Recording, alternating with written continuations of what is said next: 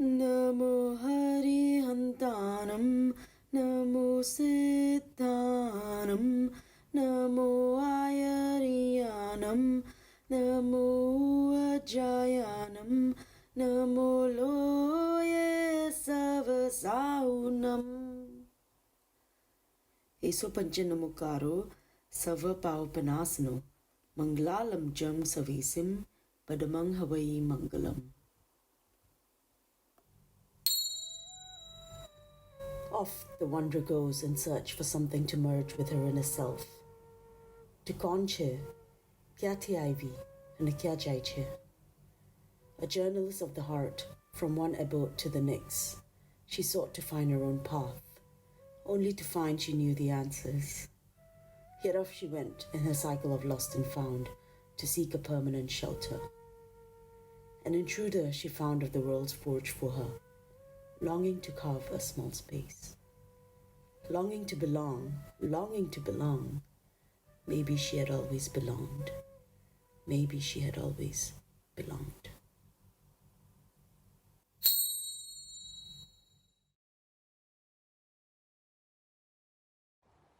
My parents' word was God. My family was extremely conservative.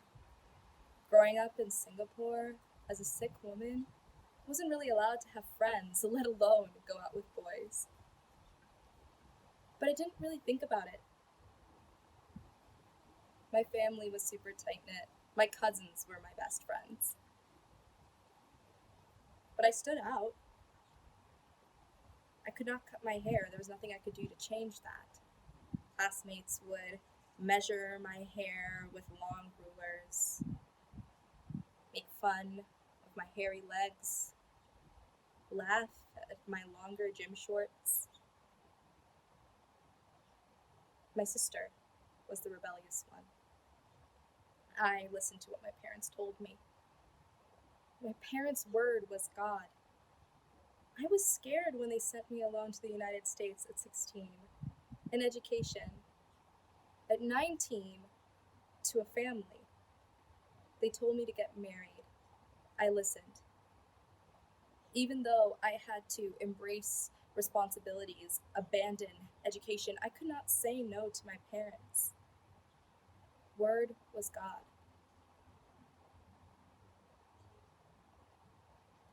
My life right now is a dream. I am grateful for the life that they gave me. If I could go back, I would finish my education. There's so much I do not understand. I'm not as smart as so many around me.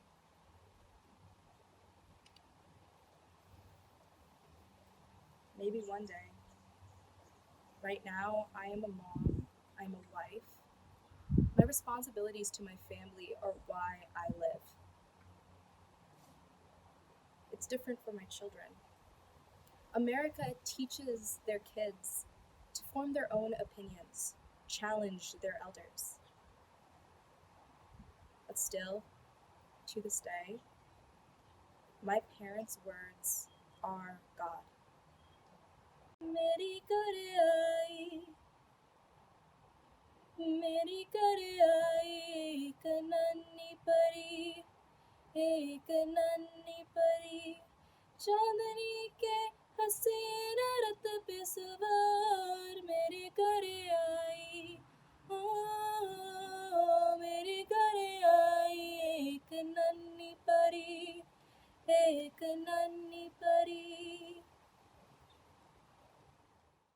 Belonging.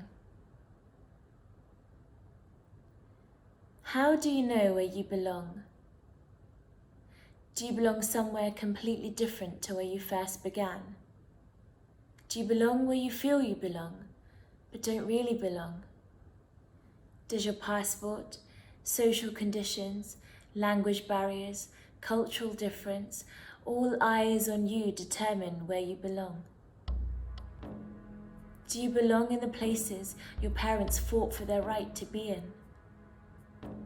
Do you belong in a Western society that holds little to no place for your faith? Do you belong to the values of your bicultural identity?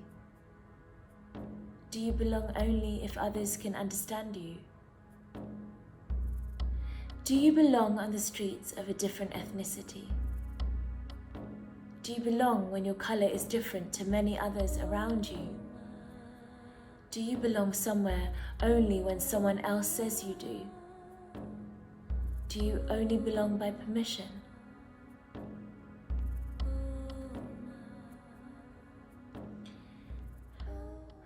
"Paki!" they shouted to me, a young girl confidently walking down the street as they drove by in their car. It happened 2 times. 2 different people, I think. It happened in the same way. Their words didn't knock me. I knew it was racism, and I knew it was wrong. I just didn't know its weight. Again, it didn't knock me or shake me, but it stuck with me. Thankfully, they didn't succeed in their othering like they succeeded in their uneducatedness. I wonder what racism my parents and my family faced when they moved here. I wonder whether they feel like they belong.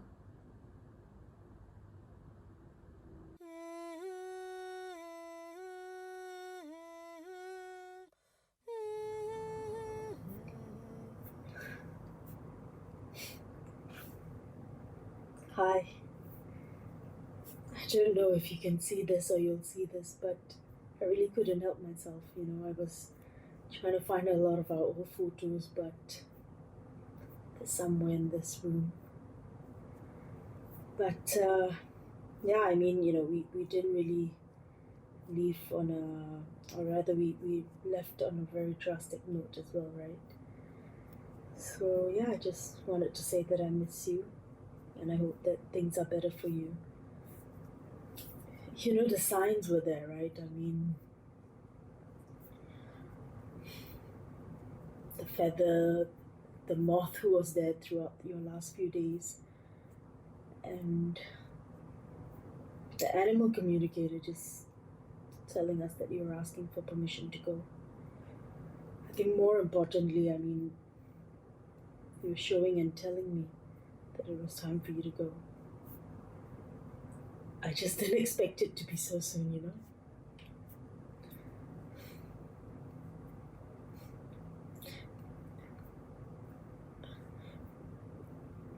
We were showering you and we changed your diapers, and I remember I was about to feed you with some food with the syringe, and the next thing I knew is that I was hearing choking sounds from you. And immediately soon after, without even comprehending what was going on, I realized that we started to pray, we started to chant some last prayers for you, and we prayed that your soul would get a better rebirth.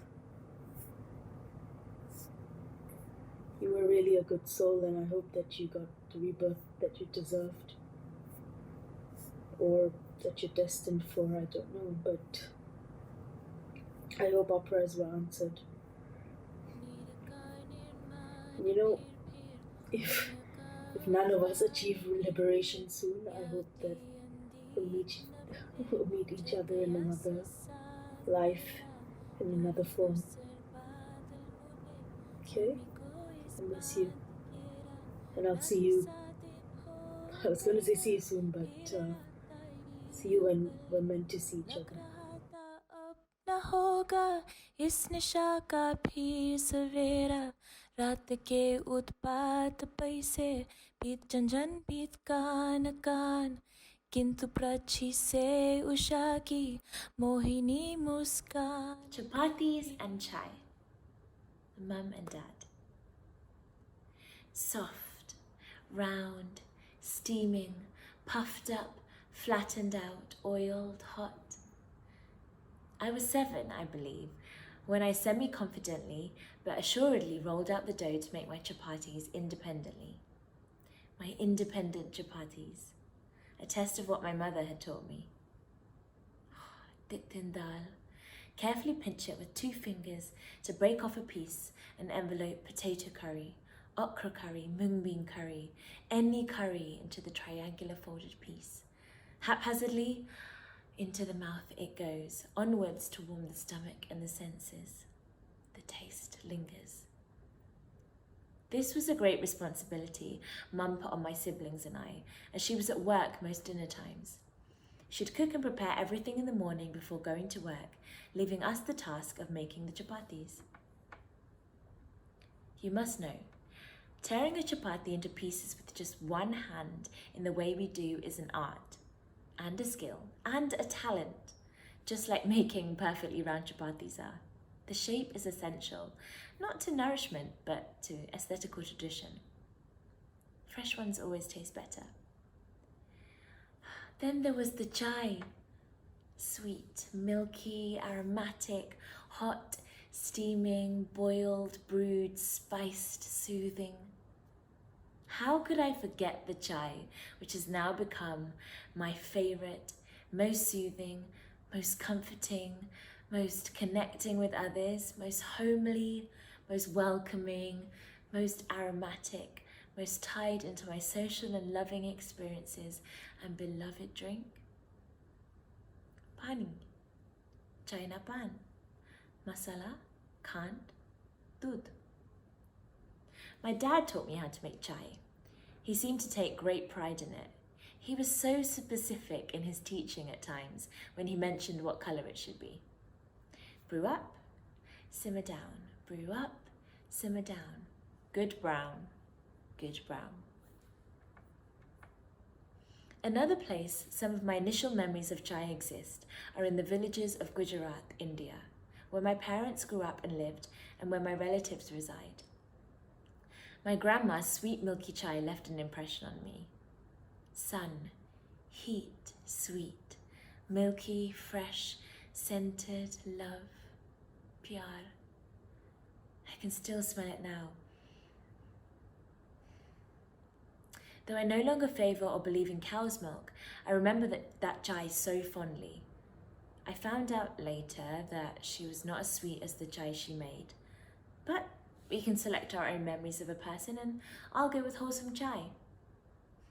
Fast forwarding to Singapore, and chai has now become the symbol of my experiences, and chapatis make me the happiest.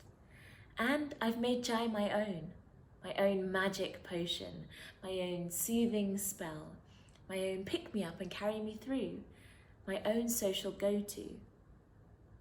Is it bad to place so much emotional and sensorial weight on chai? I don't mind. Chai is home for me. Pani, lemongrass, adu, haldi, China pan, elchi, masala, plant milk. Always made for sharing. Some of my first memories of chai and chapatis exist at the stove in our odd-shaped kitchen in our first family home. Heat. Chapatis and chai happen to be one of my favourite combos. Pyar. Nourishment from both. Ekta. Togetherness. And as I now see it, both holding symbolic parts of my parents, who they are to me, what they have fed me with, what I seek out, and who I remain. Chapatis and chai, mum and dad. Kutum. You exist everywhere, a bond never to be broken. I carry you with me wherever I go. Ye dosti hum nahi तोड़ेंगे दम गए तेरा साथ ना छोड़ेंगे ये दोस्ती हम नहीं तोड़ेंगे दम गए तेरा साथ ना छोड़ेंगे.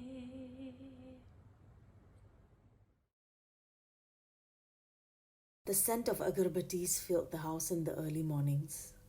After a prayer to the various Hindu, Jain, and family gods, I sought blessings from my ancestors and parents and proceeded to wait for the school bus. Son. The twins would teach me Mandarin, ek, be, dran, just as I would teach some Gujarati words to them and my classmates. School started off in assembly with the singing of the national anthem, national pledge, and the Lord's Prayer, all of which I dedicatedly voiced with the spirit of the words, and I sang wholeheartedly at all the school masses. The chapel and school also served as a quiet place where I prayed many a times to the lords of the world. Hey, Tanvi, why you take Malaya? Many of the girls would ask curiously.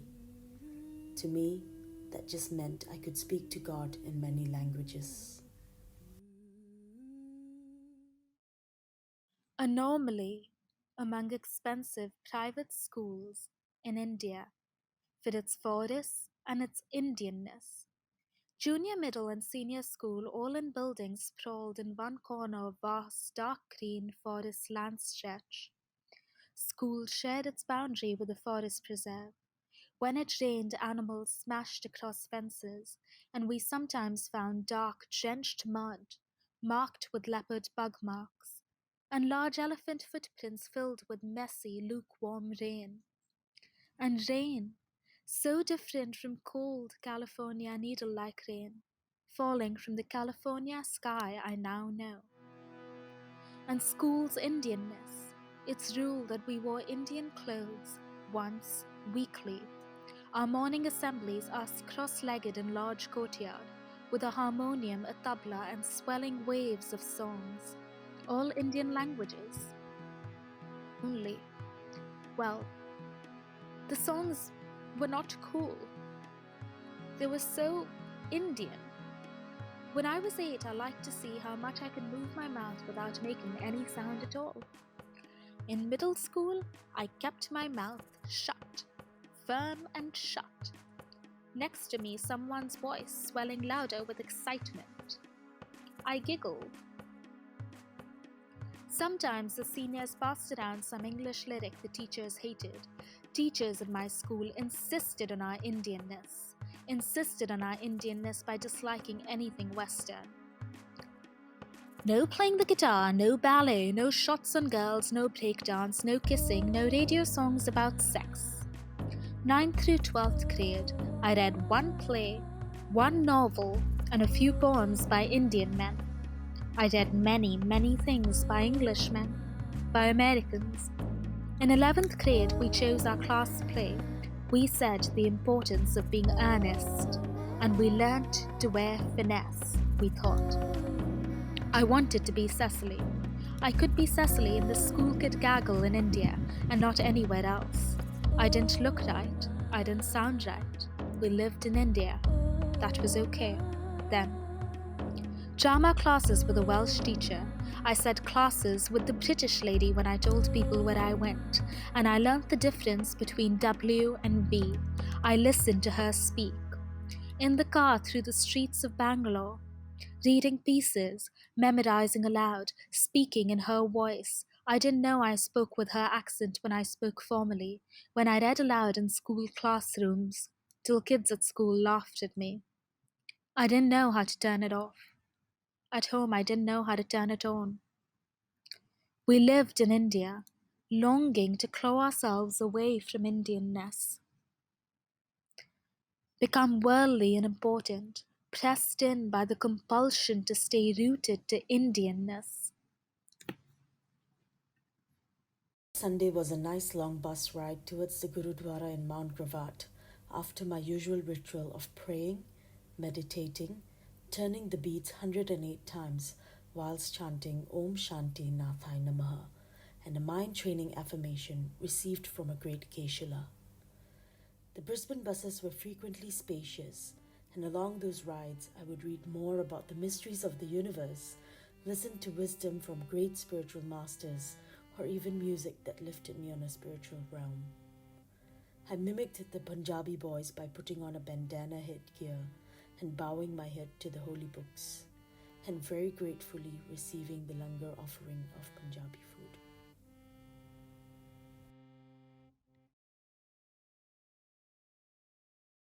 I'm very thankful I was born a Sikh. Growing up, I did not always think that. Stories of bravery, sacrifice, and respect. However, I existed for a long time as just another woman in India. Dad was in the Air Force, so we moved around a lot. Whenever we moved in India, there was not this feeling, unlike America, that Sikhs do not belong. Everyone knew who Sikh people were and respected our history. My parents fought the stigma of gender discrimination. Indian doctors cannot disclose the gender of their child. Families might abort the child. Female infanticide is still a large problem in India. But my dad was adamant that I receive an education. To be a doctor because I was smart, career was financially stable, a position of respect. My parents wanted the best for me. That is why I forgave them for all the things they kept from me along the way. I was put on the wait list for the medical school in Bangalore, but because of the 1983 Sikh riots, I was not told of my impending acceptance. A degree in finance, only to find out a year later that I could have been a doctor. I was hurt in the moment, but I understand it was for my safety. The same understanding when I made it to the nationals for badminton, but did not ask my father if I could represent my school. The answer would be no. In hindsight, it did not make a huge deal in the long run. It was not tough being a Sikh in India, but it was tough to be a girl. I was fortunate to have parents who did not share everything with me, but always had my best interests at heart.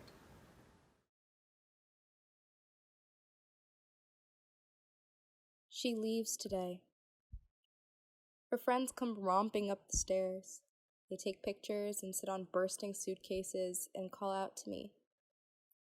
I pull the lining together as I must keep the zips intact. They talk to me, and we ignore the dull eyes who tucks her limbs in, who refuses to scrub the sorrow from the inside of her elbows, the hopelessness from the space curved into the hollow of her stomach. For days now, she has sat with her knees pulled to her chest. She has walked uncomfortable. There is doubt in the crevices of her toes. When she speaks, she asks if there is any way her acceptance can be rescinded, the tickets can be canceled. The day before she leaves, I stop answering her. She does not say, "Mama, I don't want to go here." And that's how I know. She must go. I cannot cry. We reached the airport at busy night. She and I wished the sky would rain.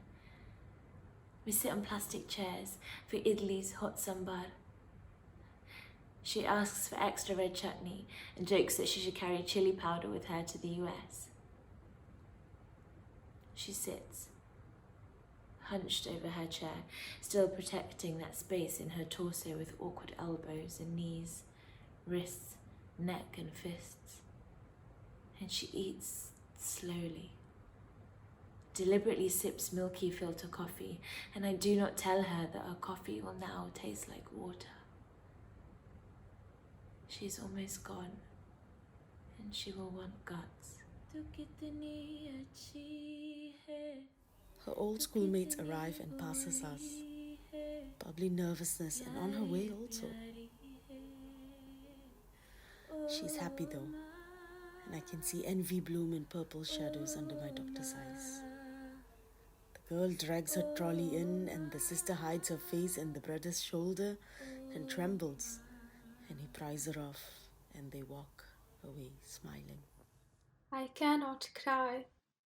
I watch her walk away, her back turned, rigid, strung tight, her black hair brilliant in the fluorescence, her still back still dignified, her black clothes outlining her body, carrying the memory she wouldn't let me back for her in the blue bag, hanging off her constricted back. She's beautiful. and she doesn't look back. Singapore. I remember waiting outside of the steps of the temple, looking in, trying to give myself permission and build up the courage to enter. Instead, I just stood, waited, and watched as people came and went, entered and exited, all knowing what they were doing. Singapore was meant to be another step towards getting closer to my heritage. There was no lack of closeness with my family and community in London, of course, or at least being in an environment constantly filled by it. That wasn't my original reason for moving here, but one that quickly followed. Am I a fake Indian? I remember two of my born and bred Indian housemates, now closest friends in Singapore, who used to jokingly call me a fake Indian and tease me. I never took offense, for the most part. I think it got to me one time, but not deeply enough to remember it. It's a running joke. I became Indian when I showed them my agarbatti holder. Apparently, if you have one of those, you're the real deal. Not the language, not parents, not the food you cook, not heritage, but an incense stick holder. Funny that. They didn't have one. Thus, it can't be true.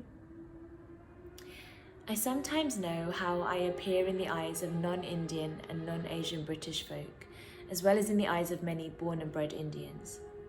A, not a true Indian. B, diluted. Perhaps I would agree. C, you are British and Indian? The surprise at a British accent coming out of an Indian face.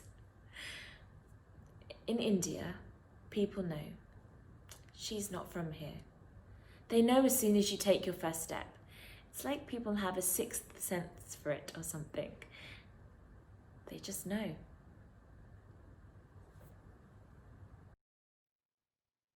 Leaving the valley's tree-shadow dappled paths and Bangalore's tall tree-lined traffic, the trees in LA seemed so short. In the 12th grade, I thought of colleges far away, and I wanted to tell no one at school that I wanted to leave behind my Indianness, and my teachers who disliked the West, and my mother fearful, afraid of it, my friends who laughed at it, who tried to claw themselves into it, all said, America doesn't have answers, and you're wasting so much money. Imagine the plane tickets. And so what? You don't get what you want here. So many people don't have that option. I had begun to dream in lines of holy poetry. For the first time in my life, I was writing about home, learning about me, about what home meant to me. I pictured stories with people other than the girls from my childhood with the sun-colored hair. I saw visions of the Sundarbans on stage across the world. I wanted to build stories. Stories about the way life really was, truly, the non-caricature. I knew real stories. Mine would never unfurl across the world. I lived in India. I had to leave, I thought. I walked through the streets in Bangalore and I saw the people and I saw the rain. For the first time in my life, I noticed and I cared that I held myself clumsy when I walked down streets, not straight with pride. I held my arms against my body, warred myself against male eyes that followed me, my body.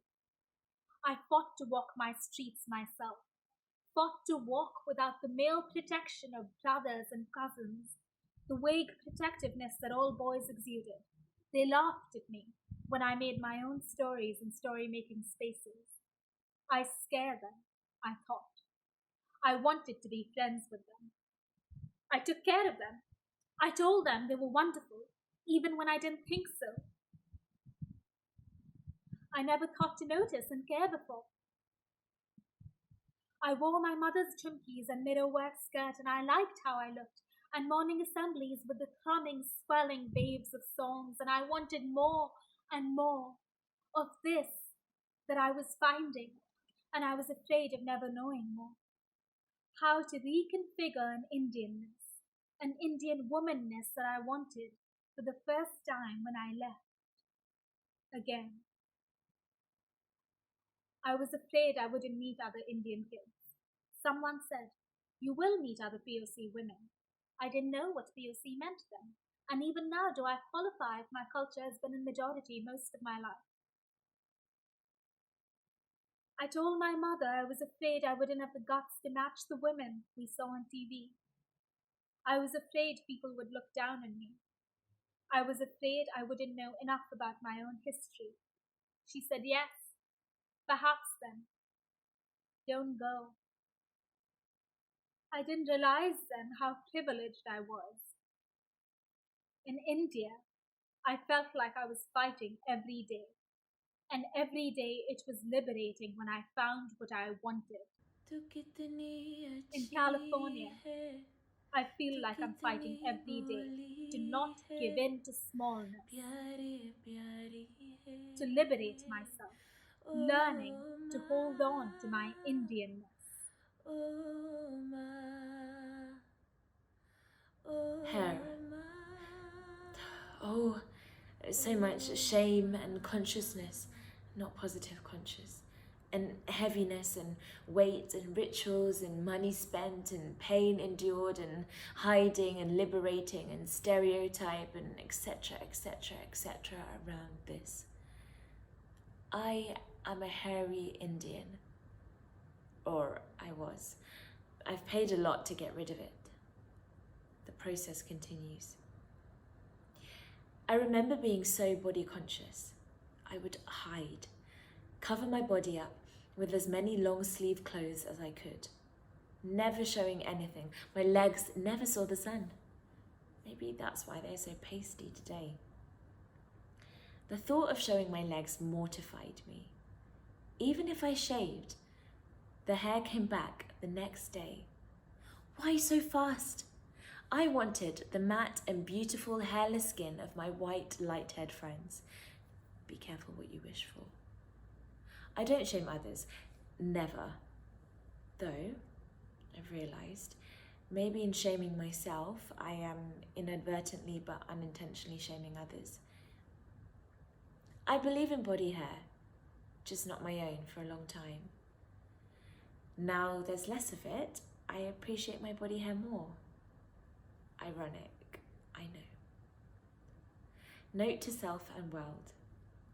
Leg hair keeps you warm in winter. I feel the cold with the snap of a finger, so I'm screwed when I move back to England someday. I remember crying when I had to wear a costume that revealed too much of me. It wasn't just the hair, I guess, but that was a huge part of it. By that time, in California, I had built up too much habit around not showing my legs that I was super conscious about it. I soon moved on from that and started to show more skin, arms, legs, etc. Now, I'm a shorts and sleeveless wear kind of girl some days. I even wear dresses on non-rare occasions. I still don't like revealing my body in saris though. Cover me up. Anyways, Indian hair and the strength and visibility of it is a big thing for a lot of us Indian girls. We grow up quite envious and quite burnt from all those toxic hair removal creams. Talk to me about my upper lip? I could care less anymore. Sideburns that I was so conscious of and used to hide behind my hands. I find them a beautiful part of me. Maybe I've grown and become more accepting after being liberated from my leg hair. Again, quite ironic, I guess.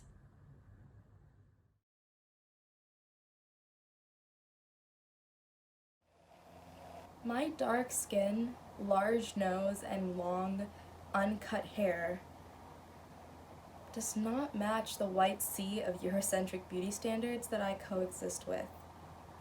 My heart does not lean toward the many men my family suggests, but rather a career to change the world. My mind does not accept American culture because I can't do semi-detached relationships. I love to party sober, and I believe in Vigergy. My brain does not accept the ingrained racist, homophobic, and sexist tendencies exhibited by some of my extended family.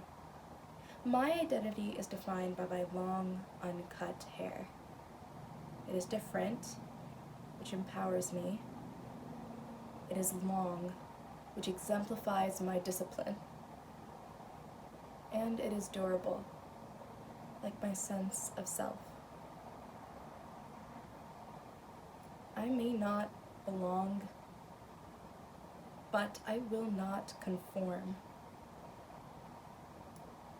I get to choose who I am. It is an honor to stand out in my family, in America, with my long, uncut hair. I've always felt something inside of me that speaks to God. Universal presence. A little light inside, you could say. Maru naam Roshni che. My name means light. Chamak. Tej. I believe I was given this name to bring it. Light. And to find it too. The way of life I was born into is Jainism. Some people would describe it as a religion, others as faith. It doesn't matter what you call it. What matters is that you are it. So I've been searching. I've always felt a calling. Some days it feels a little far away than other days. I remember a season where the urge of knowing was so strong and so vivid. I wanted to know it. I wanted to know where I belonged, what I belonged to, how I belonged to this religion, my place in it, my place in life, my place in God's hands, my place in what I was intended to do in this lifetime. Faith is a journey that is not yet complete and is in no rush to be. It is our place of belonging, with our mandirs as a house and shelter, and the preparation place for the humans we should be. A place to return to when we forget, where Bhagwan can speak to us and remind us of what we've let slip, and we can renew ourselves with a faith that was lost but not gone, and step out into the world again as learned individuals by the word of God, by mantras and chants, by temple rituals, and by the goodness in our hearts, belonging. Ek Sat Sat.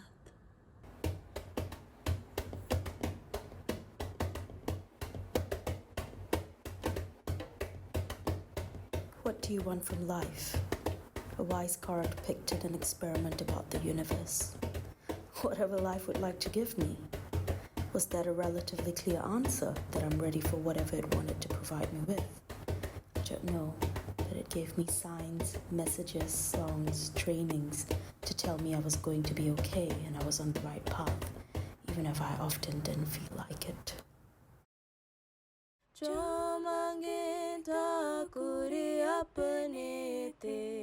Soi soi deve, jo mange thakure apne te, soi soi deve.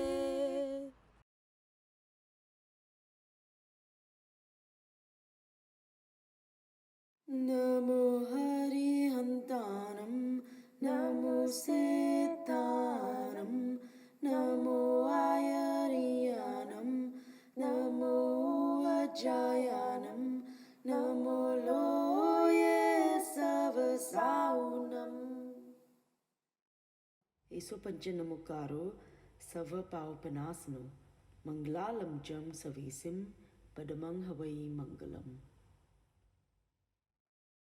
नीर का निर्माण फिर नया का अफान फिर यावती अंधी की नब में जगया ससा अंधेरा तुली तुसर बादलों ने भूमि को इस भांति घेरा रात सा दिन हो गया फिर रात आई उकली लग रहा था अब न होगा इस निशा का भी सवेरा के उत्पात पैसे बीत झंझन बीत कान कान किंतु प्रची से उषा की मोहिनी मुस्कान पी पी